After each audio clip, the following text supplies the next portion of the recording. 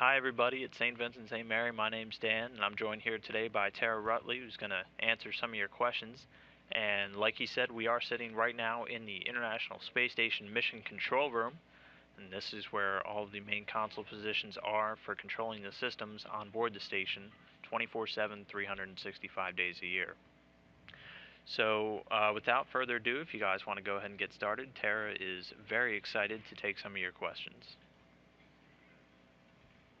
Yeah, hey guys. I'm looking forward to talking with you today, and I'll give my best answers as possible. I think you guys have some pretty good questions planned, so give it a go.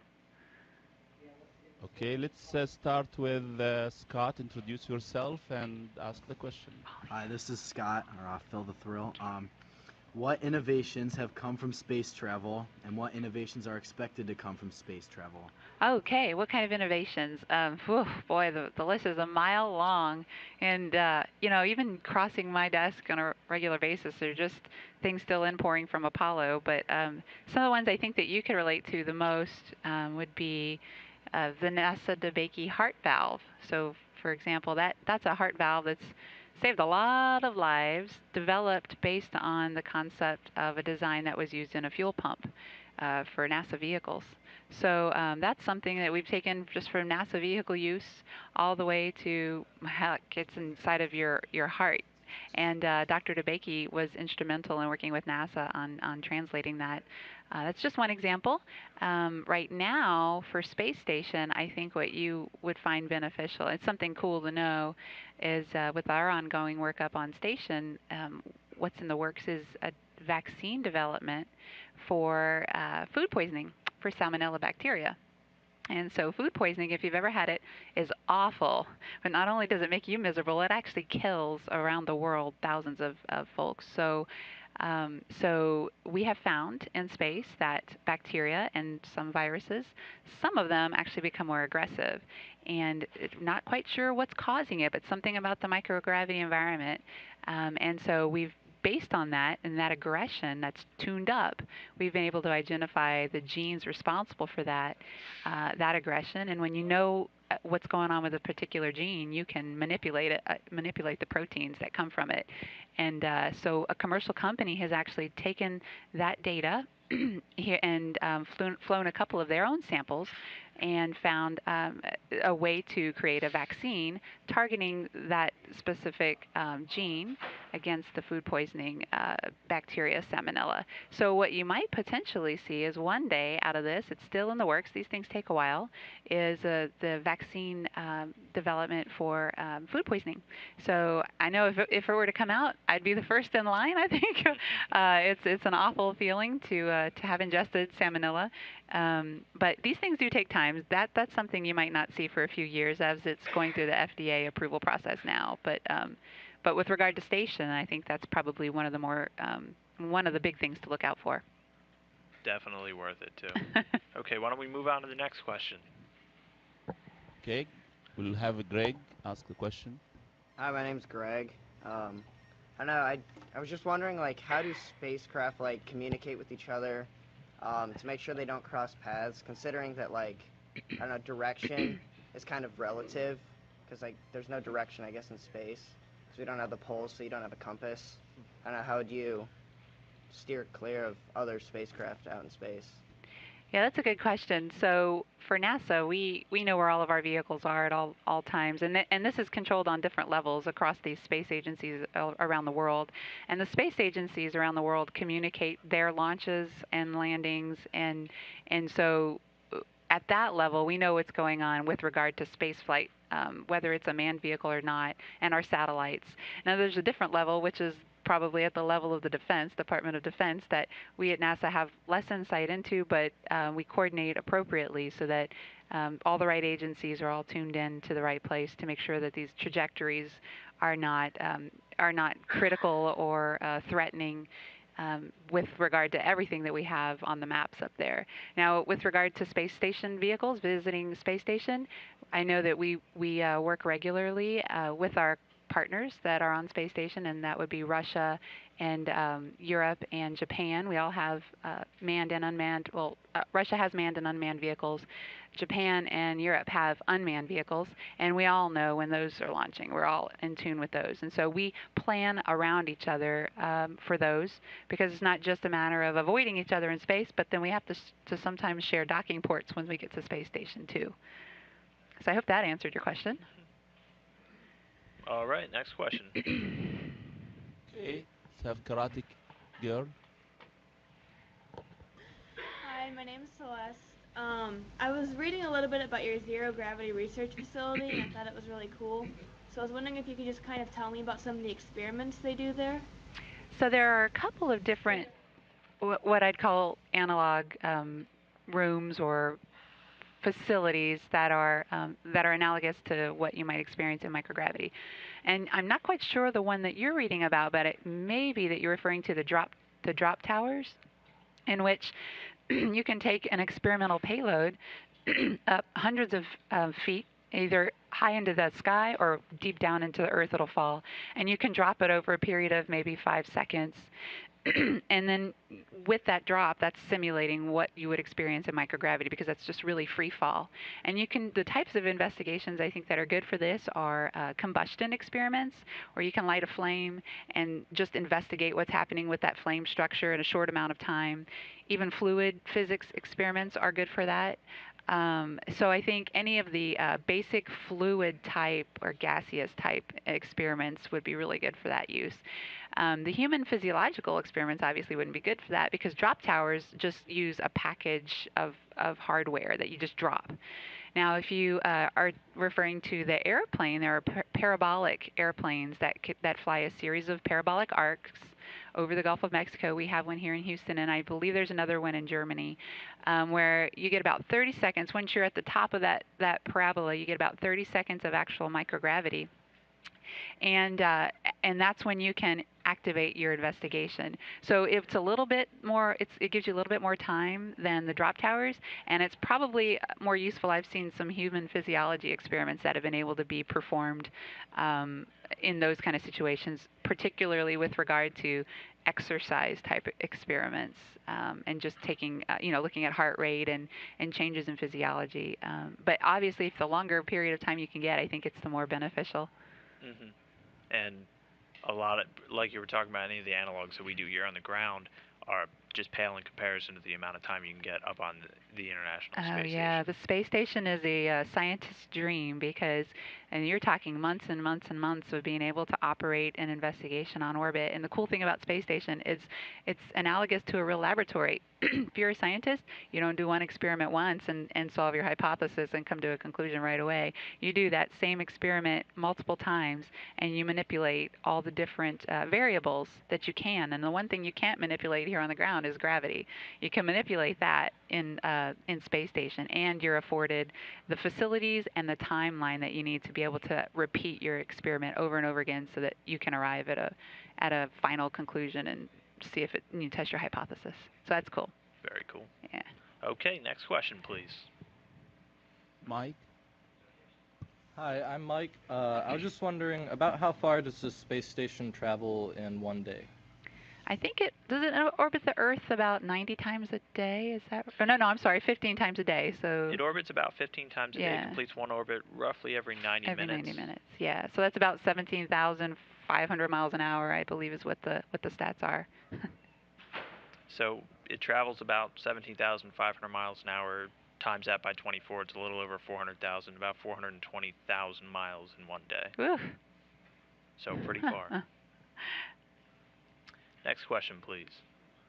Okay, Bennett. Hi, I'm Ryan. I know that space travel can put the human body through a lot of stress. What kind of medical testing does an astronaut have to go through to be physically and mentally fit for a launch?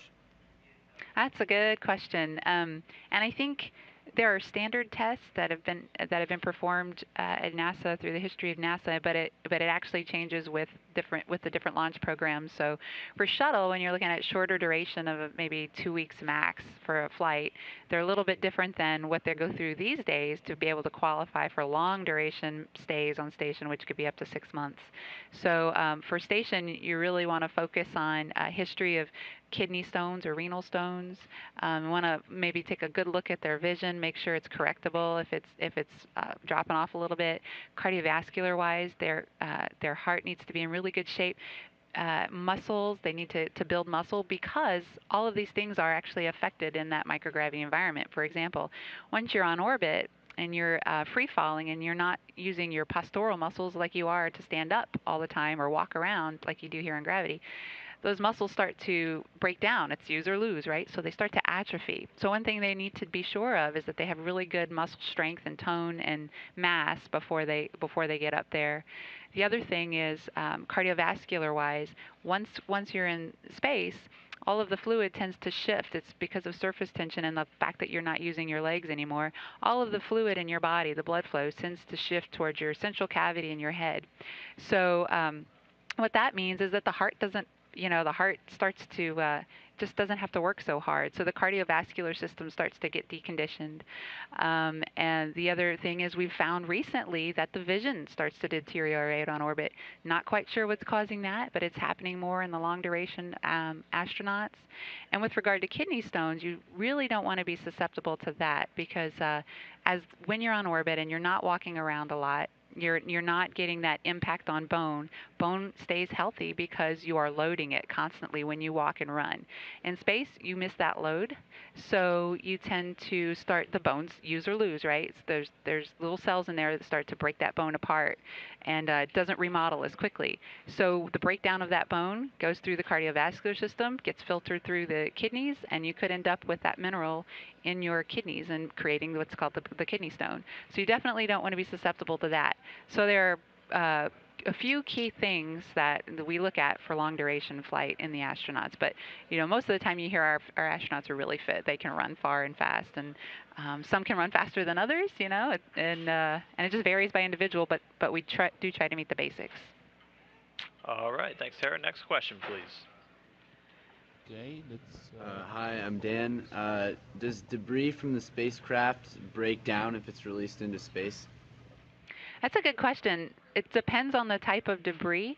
Although there's not technically oxygen in space, there's still atomic oxygen, and atomic oxygen is it's a little component, if you're familiar with it, that it just travels super fast, and depending on what the material is, that material could be subject to breakdown by just oxygen is just one example, but ultraviolet radiation, ionizing radiation, all the different types of little components that are still actually out there in space that are constantly bombarding the metal and the debris. And so we actually have an investigation on space station right now that's called MISSE, MISSE, and it's a pallet just sitting externally on the space station that has all these different types of materials on it. And so what we use it for is we just subject all those materials to whatever is happening out there in space. So, and we get those samples back and we look at what happened here, and we look at them under microscopes, and we do destructive testing and all these other things. And so we get good input as to what materials actually are more susceptible to the damaging effects of the space environment. Some are more so than others. Some of those samples right now actually have the future of the spacesuit design samples on there, so that'd be kind of neat to get those results back. But so far, some of the investigation samples have come back on that. We've already made changes in some of our satellite material designs and solar array designs just based on the information we're getting back from these MISSE investigations. So it's a really good question, and that information is still going on. We're still trying to figure that one out. All right, cool. Next question, please. And Davis. Hi, I'm Brian, and do you have to take into account the gravitational pull of the other planets and stars when you calculate the space station's orbit, or is it just so small that it doesn't have to be taken into account? Right. So technically, space station is still in LEO, low Earth orbit, and so we're still technically under the effects of Earth's gravity, big time still, even though it's at the micro value, because we call it microgravity. So I'm not an orbital mechanics expert, but I don't believe they have to take into effect the calculation of other bodies. I think those are so far out and so far away from our low Earth orbit. I would imagine the further out you go, you do have to take these things into consideration. But with station being so still within the pull of gravity, I don't believe those are factors. All right, next question, please. All right, one from there. Go ahead. Hello, I'm Annie. What would be some practical uses of microgravity that could be applied to everyday life on Earth? So, geez, practical uses. Wouldn't it be fun if we could just take microgravity down here and practically apply it directly, Just kind of fly around. kind of fly around and translate? But indirectly, yeah, certainly. Some of the investigations I think that are happening with space station right now, right? It's a laboratory that investigates. You got to have why microgravity, why, and so practically speaking, in my mind, when I'm asked that question. I think people want to hear direct Earth benefits, but to me, it's partly about discovery too. Like we think we know who we are and how the body develops, but for example, how would a person develop? Think about how you're designed, your muscles, your bones, your brain, your eye shape, just the whole shape and way that we move is designed based on that gravity environment. So to me, it's about finding out what happens when you take that microgravity away. What happens when you have a developing living being in in a microgravity environment? What can we learn? How will it look different, or how will it function differently? Plants have evolved around microgravity, around the presence of gravity for millions of years, and they are very, very highly sensitive to it. So it's things like the fundamental discoveries, for example, fluid flow. Fluid behaves completely different in a microgravity environment, and I don't think, of course, I think the average person's not aware of it, but it behaves in ways that we've never seen on the ground. But by being able to collect that data, we can create models that benefit things here on the ground. For example, like cleaning up pollution in the soil, figuring out better ways to water our plants, because soil is a complex environment and fluid flows complex through that complex environment, and we actually don't have any clue as to how to predict fluid flow through soil. Imagine what that might mean for flooding, and just imagine what that might mean for crop production and maybe drought. So there are these fundamental discoveries that I think are cool just by being on space station. But what we really care about here are the things like cleaning up the soil pollution, the vaccine development for things like food poisoning. Another one that I think was really cool that came from space station was improvements on existing cancer treatment technology. You know, cancer, there's a way that you can treat cancer. It's been done since the 70s, and it's by taking these little micro balloons and filling them with anti-tumor drugs and actually injecting them right to the site of the tumor. And what some NASA scientists did was they thought, hey, we don't know what we don't know. What happens if we send a machine up to space station and use that microgravity environment to see how we can manipulate fluid mixing in space and maybe create improvements on these little micro bubbles? And that's called microencapsulation. And so they did. They sent a machine up to space station, made some micro balloons, sent them back to Earth, investigated them, found brand new properties of these things, and were able to, in their own laboratory testing studies, show an improvement in rat prostate treatment in cancer. So it was, I think, by 60% improvement. And so this team has now gone off and patented a machine that could do the same thing. It could actually replicate what was done in a microgravity environment. And now they're about to go through, they're raising funds right now to go through clinical trials at MD Anderson, which is a major cancer center. But it's things like we don't know what we don't know, and sometimes you do it because of that. Sometimes you do it because we want to improve fluid flow predictions in space because it helps us design better fuel tanks, but it also helps us to clean up our soil. So for me, it's just fundamental discovery, and you can take just about every fundamental discovery and apply it to your everyday life. And it's just, the list is long, but it's a good list. It is incredibly long. Yeah. All right, next question, please. Okay, Silky. Hi, my name is Meredith, and I was wondering that if there was like a natural disaster or a nuclear war or something to happen here on Earth, and everyone on Earth was killed, what would the astronauts that are in the space station supposed to do? I think they'd have to figure that one out. If no one was left on the planet, do they want to come home? Kind of be left on their own They for kind that of, one. yeah. We don't have any protocols like that in place. Although I think the return vehicles, the Soyuz up there, could technically send them home, right? Even if no one was manning the. They could, station? but the return vehicles have a on-orbit lifetime of only about 200 days. So they'd have to figure out So fast they what could they. either stay on board the station, which has limited consumables, or come back down to the Earth. And so then I guess it's up to your imagination as to what happens next. It would be a difficult choice. Yeah. All right, next question, please. All right.